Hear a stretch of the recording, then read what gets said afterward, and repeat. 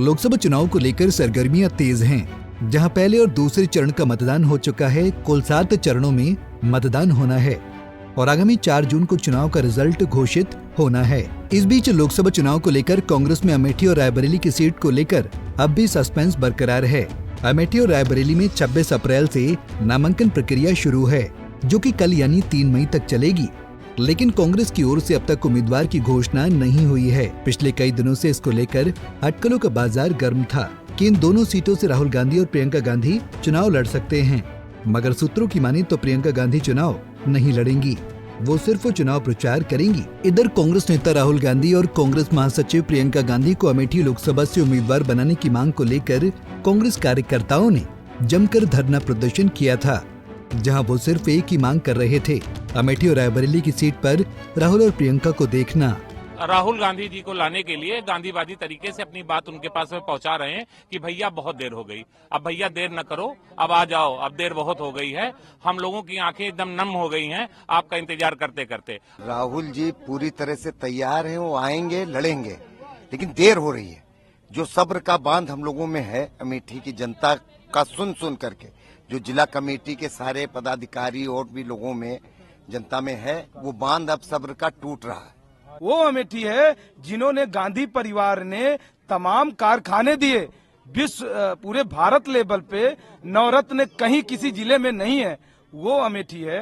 वो अमेठी में नवरत्न दिया, और सारे चीजों को बंद कराने का काम, वही जो गांधी परिवार के किए गए कार्यों को बंद कराने का काम यहाँ के भाजपा सरकार द्वारा किया जा रहा है। इस बीच कांग्रेस ने उम्मीदवारों की घोषणा के लिए तैयारियां शुरू कर दी हैं, जहां कांग्रेस ने अमेठी और रायबरेली सीट पर सारा समीकरण बदल कर रख दिया है। दावा किया जा रहा है कि भारतीय राष्ट्रीय कांग्रेस की पूर्व राष्ट्रीय अध्यक्ष राहुल गांधी रायबरेली और केएल शर्मा अमेठी लोकसभा सीट से उम्मीदवार हो सकते हैं। टिकट को लेकर सस्पेंस के बीच सोनिया गांधी के क्षेत्र प्रतिनिधि रही केएल शर्मा अमेठी पहुंच गए हैं। केएल शर्मा ब्लॉक स्तर पर कार्यकर्ताओं के साथ बैठकें कर रहे हैं।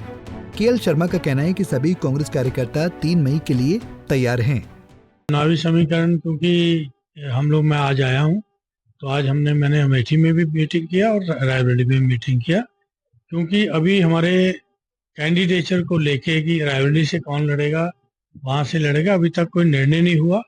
जन भावना है कि गांधी परिवार का लड़े, और मेरी भी यही भावना है कि गांधी परिवार से यहाँ लड़े तो अच्छा इलेक्शन होगा, हम लोगों के पब्लिक हमारी इलेक्शन लड़ेगी अगर मान लो ये है तो। लेकिन अभी तक निर्णय नहीं हुआ, लेकिन क्योंकि हमको चुनाव नामांकन तो 3 तक ही है, तो तैयारी भी तो होनी है। तो आज मैं इस तरह से दोनों जगह तैयारी मीटिंग में आया कि जो निर्णय होगा कांग्रेस के प्रत्याशी का, उसका हमको नॉमिनेशन तो कराना है ना, तो उसके लिए हम लोगों ने तैयारी मीटिंग के लिए आज मीटिंग बुलाई थी। तो वहीं जब कांग्रेस नेता सुरेंद्र राजपूत से अमेठी और रायबरेली सीट के उम्मीदवारों के बारे में पूछा गया, तो उन्होंने कहा कांग्रेस अपनी रणनीति के तहत चुनाव लड़ रही है, जल्द ही उम्मीदवारों के बारे में पता चल जाएगा। हम अपनी रणनीति के तहत चुनाव लड़ रहे हैं। आपको कुछ समय में अमेठी और रायबरेली के प्रत्याशी भी मिल जाएंगे। आपको कुछ समय में पता भी चल जाएगा कि कितनी बड़ी जीत से हम लोग वहां पर जीत रहे हैं। हमारी पूरी तैयारी है। हमारा वर्कर गांव-गांव जा रहा है, पांव-पांव जा रहा है, नगर-नगर जा रहा है, डगर-डगर जा रहा है। अमेठी और रायबरेली के प्रत्येक ब्लॉक और प्रत्येक ग्राम स्तर पर कांग्रेस पार्टी का काम चल रहा है। कांग्रेस पार्टी वहां पर इंडिया गठबंधन के साथ में एक बड़ी विजय की ओर चल रही है। आपको बता दें, अमेठी लोकसभा सीट पर 20 मई को लोकसभा चुनाव के 5वें चरण में मतदान होना है, जहां अमेठी और रायबरेली सीट पर कांग्रेस ने इतना सस्पेंस बरकरार रखा है। सबकी नजर अब कांग्रेस के उम्मीदवारों की आधिकारिक घोषणा पर है। कांग्रेस की रणनीति लोकसभा चुनाव में क्या कमाल करती है, ये तो आने वाला वक्त ही बताएगा। Bureau report, Punjab Kesari TV. हमसे जुड़े रहने के लिए हमारे YouTube चैनल को सब्सक्राइब करें और नई वीडियो की नोटिफिकेशन के लिए बेल आइकॉन को दबाएं।